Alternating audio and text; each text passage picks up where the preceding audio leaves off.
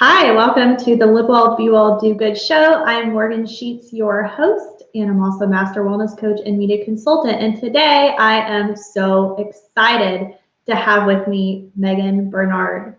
Megan is an intuitive writing coach that helps women make writing their marketing content a magical experience.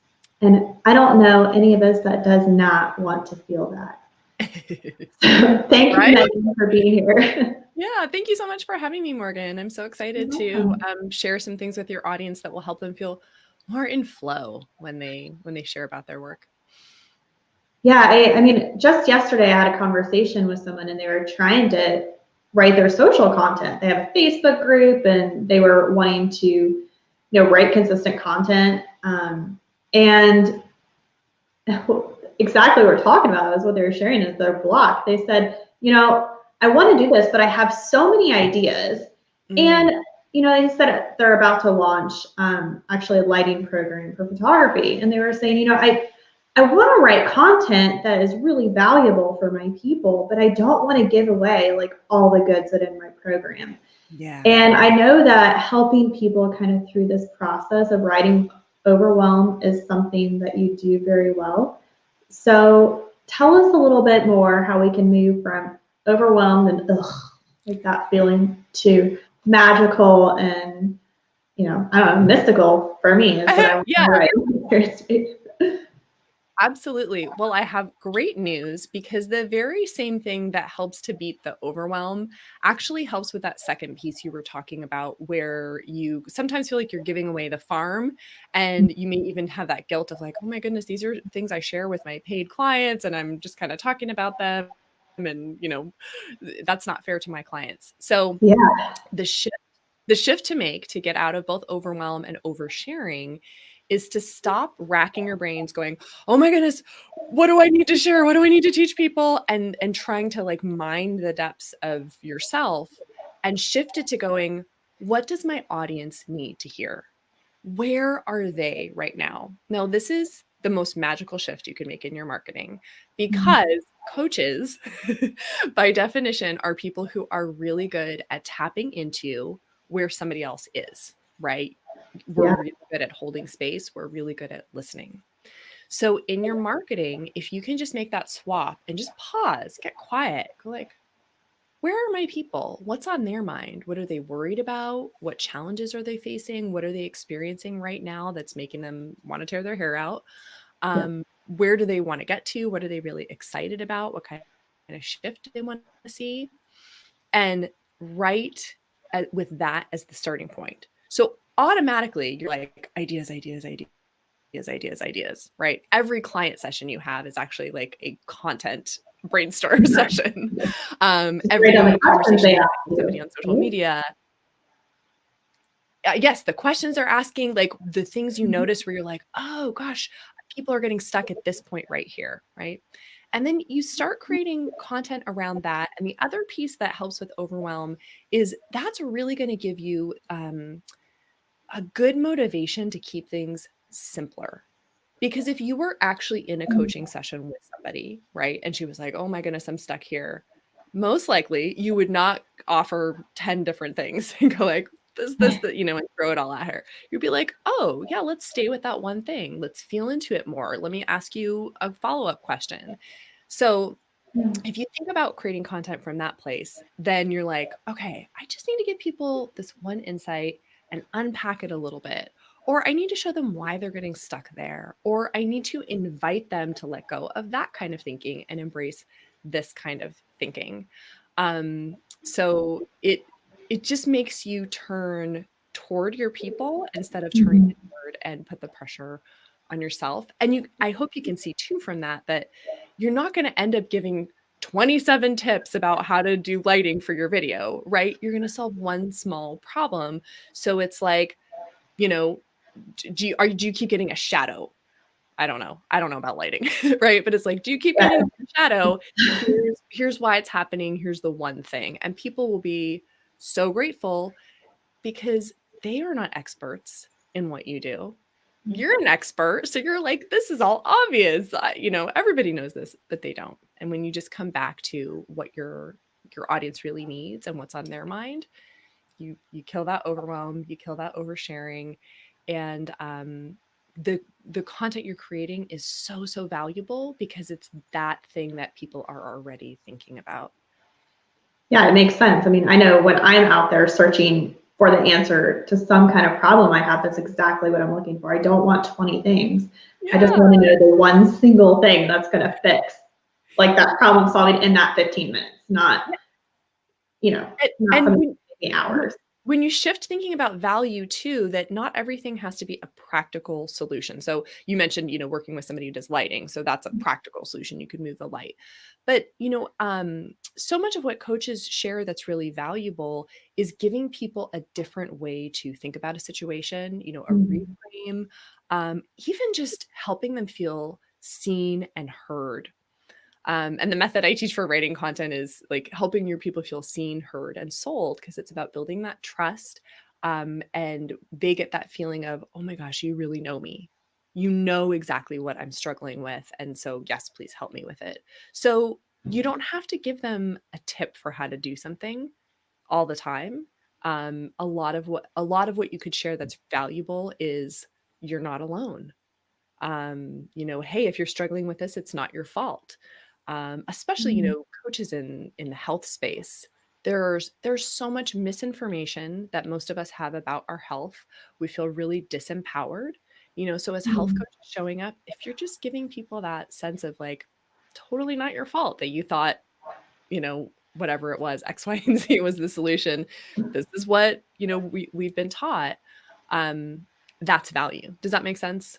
Yeah, it does. I mean, it's, what I'm hearing you say, and I think it's incredibly important because it would translate to my personal relationships. I want to have the same relationships in my personal life as in my business and marketing. And that's that we're through your content, I'm hearing you say that we're trying to give people permission to really be where they're at and normalize the experience, right? Like we don't want them to feel bad or shame or like they're not doing something hard enough or great enough or somehow the not enough piece, right? We just want to go, okay, like I see you and I understand that it's hard to be in this place and you want to fix it. And if you knew how, you do it. So, I see you, I understand empathy, compassion. Yep.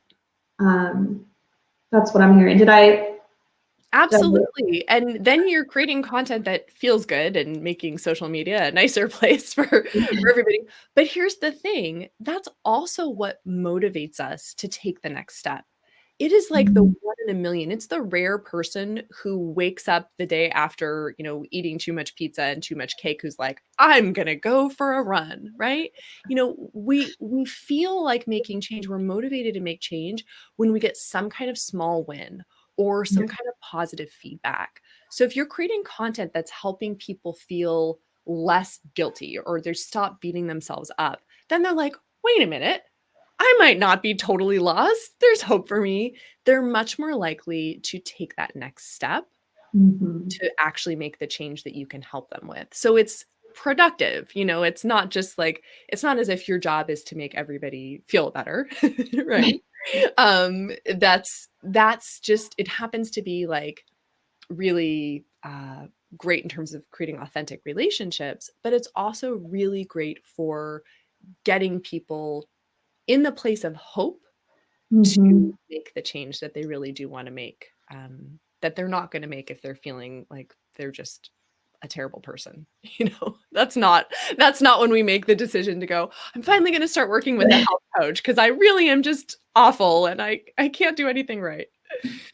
No, I don't, what I'm hearing you say is we really want to show them the support that they're going to feel when they work with us, because some of these changes we have to make are really hard, like taking the steps and taking the actions and, changing long-term habits is not an easy feat.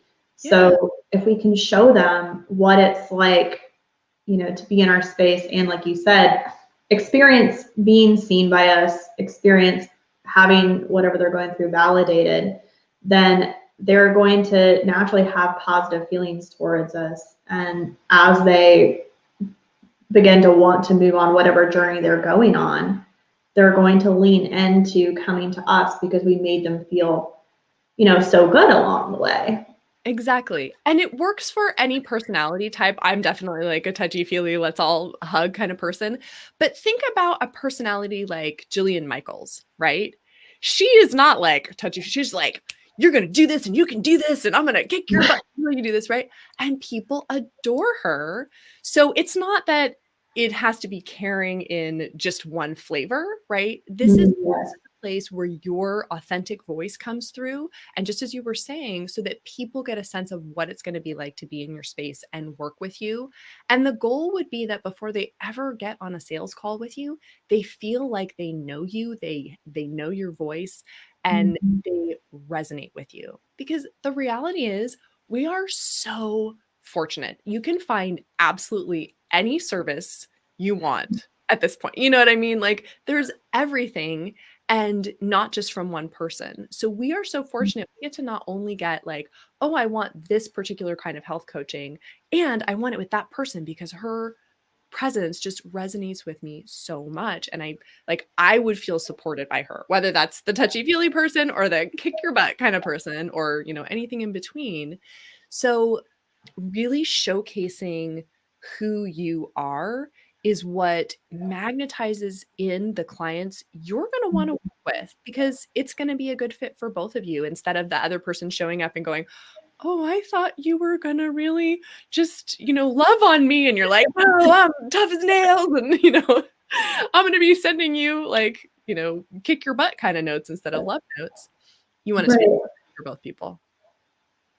How do people tap into that? I know sometimes it can be so challenging to step outside of ourselves enough, because we live with ourselves every day and what seems normal. Like, I know by now who I respond to. Like, I like really grounded people to work with and like even keel, because I can get stressed out. So like I know who I look for, like you're saying, when I'm out there looking. But as service providers, when we're looking to create this content and we want people to really get a feel for us and who we are, how do you recommend that we do that? Like that we tap into that authenticity and really discern what sets us apart? Yeah. Those are two, I would take those as two questions, and they're both super important. One, how do you tap into the authenticity? And two, what sets us apart? Yeah, like what makes you magnetic, right? We've got authenticity and what. Yeah. So there's a trick that I recommended I teach. It's in the free 5-day mini course, content that connects. We'll throw that up real quick. Grab. But I basically recommend tricking yourself out of the space of going, oh, I'm writing content, because there's this weird thing we do to ourselves where we're like, I'm just telling somebody what I do and it's totally fine. And then I go to write my bio or my content and I, freeze up, and we put this pressure that it's something different. I'm so guilty of that. We all do it, right? Like in the grocery store, somebody asks you what you do and you're like, oh, I'm an intuitive writing coach. And then you go to write the bio and you're like, oh.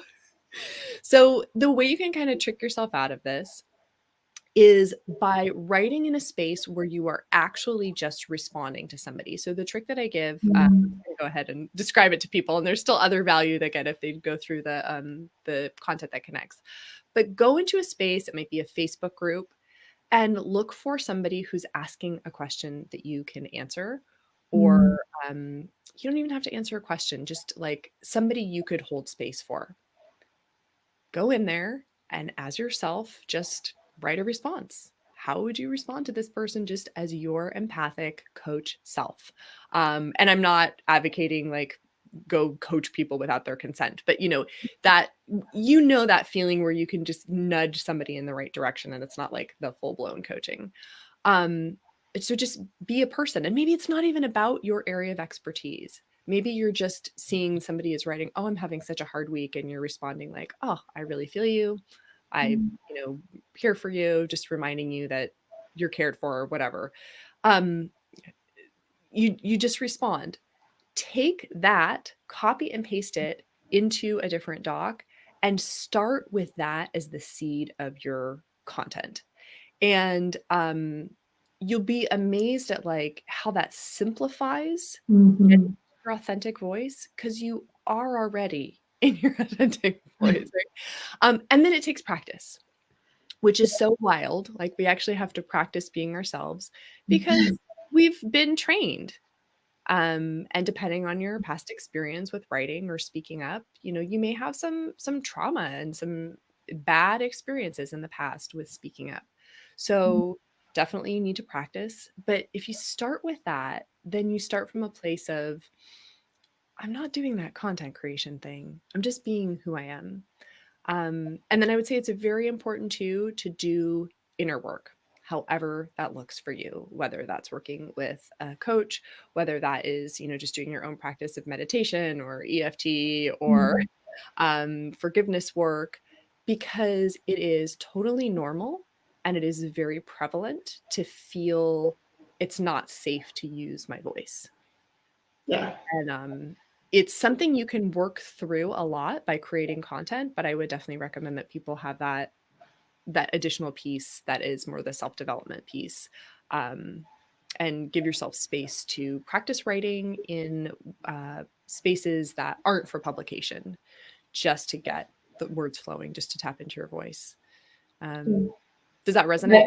Yeah, it does. I love how you differentiate that too. And, really, we're talking about giving ourselves permission. Like you're giving people permission. Hey, like take the time to work on yourself and also take the time to write. Don't feel like you have to like work through your anxieties and your fears and all the stuff that's coming up like while you're trying to write your marketing content. Go ahead and separate those two things. Work on that. Come over here and do this. Yeah. Give them each their own space. And then as far as you were also asking about, what differentiates you and sharing your special sauce. I really love to think about content as a triangle, and I think this simplifies things. So the 3 points of the triangle are one, what we already talked about, like where your people are right now, like what their experience is. The second point of the triangle is the stuff you're an expert in. Like, what do you just know all about? And then the third point is the program that you're leading people into. So when you're creating, you're asking, where are they right now? How does that connect to something I'm super awesome at? And then how do I connect both of those to the program I want to lead them into? Is that making sense? Yeah.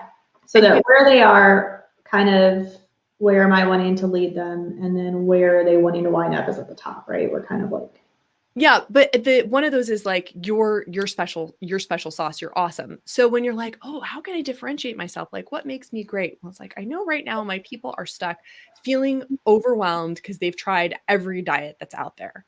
Okay, my special sauce, you were talking about being grounded. That's a special sauce. My special sauce is I'm really grounded. And when I work with clients, I help them just kind of like, give them that moment. Right. And then where I want to lead them is my 6-month program to better health, let's say. Writing a piece about that, like, oh my gosh, you're overwhelmed and everybody's telling you this diet and that thing and whatever, let's take a breath. Let's ground. This is how I help my clients really return to their sovereignty and authority. That's what we do in my 6-month program. So I love the word sovereignty, by the way. Yes. Love sovereignty and all for that. So it's, like thinking about, oh my gosh, what makes me different is often so much simpler than we make it. And if you come up with that in like relation to or in response to a way your people are already feeling or something they're already struggling with, it's usually a lot more obvious. There's something about turning it toward our people. This is particularly true for coaches. I think it's true for business owners as well, but this is where coaches like have a superpower that they may not be using in their marketing. But when you turn it toward your people and you see them, you will automatically go like, oh, wait, I have a thing that can help you. And it's as simple as that. And then you just direct them with like, oh, this thing can help you in this way. Like, here's the container you could be in to get that special sauce. Yeah, and it sounds like that takes just so much pressure off. It takes the performative quality out almost, because you're no longer feeling I've got to perform and do this and do that. You're just like identifying with the person. And I mean, you know how you help people as coaches or service providers, is typically the same thing we have to do for everybody, right? Yeah. Just tweaked a little bit. So I just love that. nailed it. You just summed it up perfectly in that one sentence of take the performative aspect out of it. This is not about showing up as, a conception of what we think a leader or an influencer looks like online. Right. This is about showing up as your helpful self.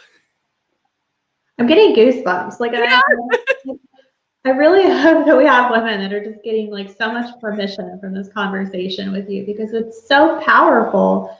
And we're so programmed to think that we have to be something else and have that, the performative quality we were talking about, like this, like icon, like I'm trying to think of the word, is not like an avatar almost of who we think that we need to be. So we set that over here as like, this is the celebrity personality.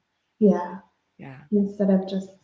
And then think about what we know is true for ourselves and what everybody is feeling right now. What do we want more than anything? Connection. Yes. Right? What we want to show up and people see us. We want to be like, oh, you see me. Yeah, I mean, especially now, like I feel like in the online business world, obviously we're recording this during COVID still, if anybody's listening later. And, we were in a space where we all wanted this freedom to work from anywhere online. And it's fantastic to have that privilege, like without a doubt. But what now we don't have anymore is physical connection, because where it was once a choice, now it is not. So we are a lot of people isolated and feeling disconnected because the ways that they used to be able to, get their connection fixed, like have community with someone else and relationship, is so shifted that you're right. I think we're craving it more than ever in the one space they can find it, which is the virtual world. Yeah. I mean, we take for granted just even those like little conversations you might have by the water cooler with your coworkers, right? So having places and spaces where people really see us and really hear us and say, and then take it further and like, and it's not your fault that you're struggling with this, and I have a solution, and here's a small reframe or shift you could make. I have a lot of friends. I know a lot of people who are like, oh, I can't even be on social media now. I feel so inspired being on Facebook and being on Instagram, because my feed is entrepreneurs who have a big gift to share with the world, who are talking about that gift, and then other people are finding them so they can receive their magic. Yes. So I'm in my own little happy land. So curate your space, right? Like organize your online space or whatever medium you're connecting it with the world with. Like you're allowed to set a boundary. You're allowed to like curate your feed. Like you're allowed to create spaces that feel really good to you. Yep. I have all like light worker, healing coach, entrepreneurs, and organic vegetable gardens. That's my whole feed. That's pretty much my Instagram as well. Like biodynamic gardeners and like thought leaders that I love. That's in beautiful places. I love beauty. Oh, that's a good one. I should add that. Yeah. Well, but people can actually be contributing to that and creating more of that good energy and great stuff, instead of being in a space of like, oh, I have to churn out content that's miserable for me and I don't even know if it's effective. Yeah, no. Feel good marketing, feel good content. You're allowed to feel good while you market yourself, so you can connect with the people that you need, that need what you have to offer. And when they're ready, sell your services to them. I love that. I'm going to throw up the content that connects free 5-day course again. And I want to just wrap up a little bit and hear a little bit about what holistic success means to you. I know I saw on your bookshelf when I saw your photo that you sent me that you have one of my favorite books, which is Sacred Success. So I'm especially interested in hearing what holistic success means to you and how you bring it to life. Yeah. Well, I kind of went about business I don't know if it's backwards or inside out, or maybe it's exactly straightforward. But rather than going like, oh, what's a hole in the market and what's a niche and all those things you might ask, I just have a passion, and it is helping people claim their birthright to write, helping people release the trauma that comes with being told you don't get to write. However that really sounds. Sometimes it's just you're bad at grammar, and people internalize that as like I don't get to write. So my whole business comes from that holistic space of I know this is the reason I'm on this earth, is to help people write, to share the big message that they have so that they can do their big work on this planet. So for me, there's just no separation between my passion, my reason for being here, and then I put it into a business because it's what I want to spend all of my time on every day. So I think that's a pretty holistic approach. You're mentioning sacred success. I think part of a holistic business is using this opportunity of running a business to clear whatever other blocks. I sometimes joke, like, with people who aren't entrepreneurs, I don't know how they find the time for self-development, because for entrepreneurs, it's like it comes up, like you get the money block and you have to deal with it. Or I was talking about giving yourself space to do some inner work so that it feels safe to express your voice. So instead of going, oh no, I've hit this roadblock, maybe that means I shouldn't be in business. For me, being a holistic business owner means when those things come up, you find the help in that space. And then you're grateful because you go, okay, this is helping me lead better. This is helping me run my business better. And, like, acknowledge and then do the work to move through. I do a lot of dancing in my personal practice, to move things through and shift energy. And I've really benefited from working with mentors who help with business, but in a holistic way, right? So what unique challenges are coming up for me that I can work through, and what barriers and blocks can I grow through, I'll say. It's not just about overcoming, so it's not like just jumping over. It's like, oh, the experience of dealing with this block, whether it's a writing block or a money block or a technology block, any of the things that come up in our businesses, it's really this opportunity to continually rise to our higher and higher selves, I think. So I'm right there with you. Yeah. I mean, running a business for me is the ultimate self-development, I guess. It is. I'm 100% on board with you. And I think that alignment that we have, like, that's what I really am hearing you say. Like, when you're aligned in who you are and you put that into what you do, that your whole life is on purpose. And then you're able to, like, I have the phrase, and you have a similar philosophy as you just said, like, grow through what you go through. Right? Ooh, I want that on a t-shirt. I need to write it down. And make that. But yeah, because when you are the business, there's, like, you just have a few choices. Like, you can grow through it, you can overcome it and push it down, which is going to feel terrible and it's not sustainable and you're going to feel stuck and ick and blah. Or you can quit. And if, for most entrepreneurs, like women that I know, like, when it's your purpose, quitting is just not an option. I know. So you have, like, this momentum pushing you. Not pushing, but maybe supporting you more is a better word. Like, it's helping you rise up and support to grow. Yeah. So, thank you for sharing your philosophy.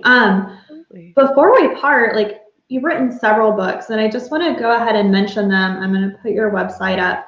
Go ahead and tell people where they can connect with you and share some of the titles of the books that you have that they could also go and buy if they want to take some next steps and work on their writing.